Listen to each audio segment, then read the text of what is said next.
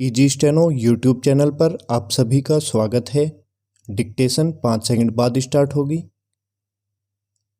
Ready start.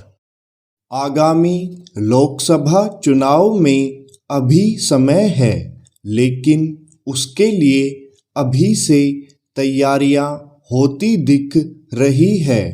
ऐसा पर्याय होता है लोकसभा चुनाव के पहले विपक्षी दलों को एकजुट करने की कोशिश होने लगती है।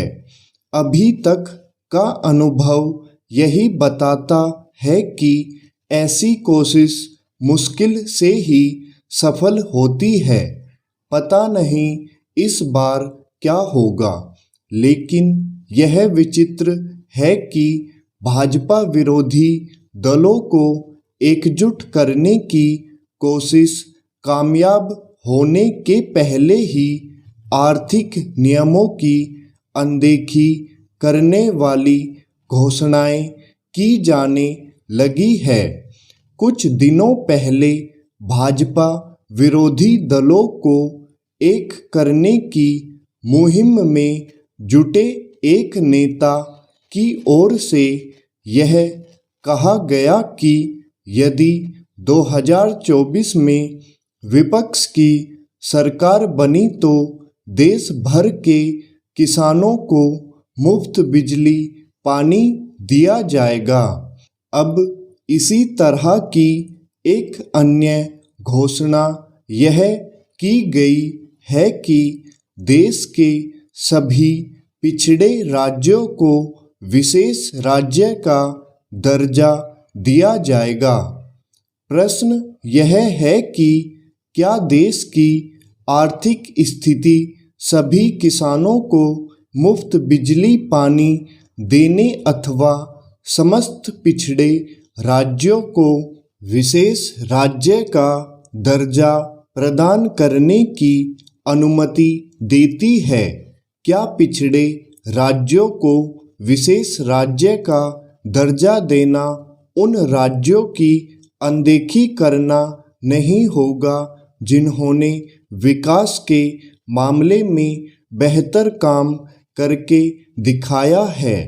ध्यान रहे कि विभिन्न समितियों और वित्त आयोग की ओर से बार बार यही कहा गया है कि राज्यों को विशेष आर्थिक पैकेज तो दिया जा सकता है, लेकिन विशेष राज्य का दर्जा नहीं, क्योंकि यदि ऐसा किया गया तो हर राज्य किसी न किसी आधार पर अपने लिए विशेष दर्जा चाहेगा।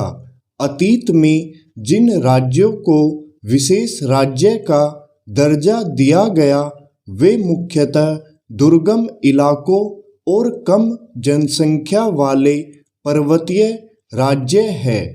निसंदेह पिछड़े राज्यों को भी विकसित करने की आवश्यकता है, लेकिन यह काम केवल केंद्रीय सहायता और विभिन्न करों में छूट से संभव नहीं।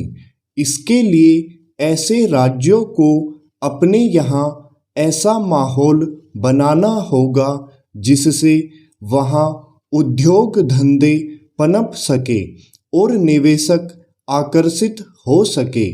यह काम तभी होगा जब वित्तीय अनुशासन का परिचय देने के साथ उद्योग व्यापार को बढ़ावा देने वाली नीतियों पर चला जाएगा। ऐसा इसलिए किया जाना चाहिए क्योंकि इससे ही रोजगार के अवसर पैदा होंगे।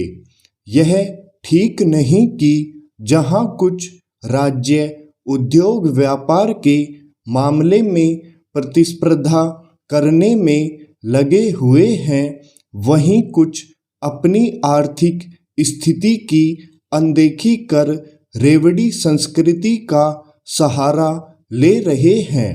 इनमें वे राज्य भी है जिनकी आर्थिक स्थिति बेहद खराब है।